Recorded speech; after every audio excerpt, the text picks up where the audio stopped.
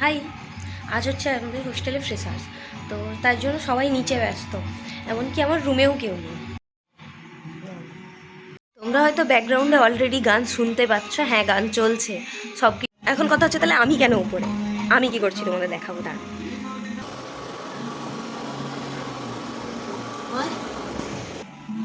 গরম জল হচ্ছে।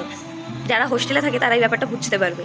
আসলে হোস্টেলে বাথরুম ফাঁকা পাওয়া যায় না, তাই জন্য এখন সবাই নিচে, যেহেতু তাই আমি তাড়াতাড়ি স্নান করে নিচে যাব একদম। তাই গরম জল হচ্ছে, খুব ঠান্ডা।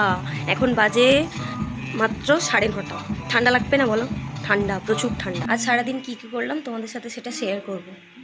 স্নান টান করে রেডি হয়ে গেছি, এই হলাম আমি। ওরা কমপ্লিট, আর এখনো লিপস্টিক চলছে। অর্ধেক লিপস্টিকে গিয়ে তোমাদেরকে দেখাবো নিচে কি কি চলছে।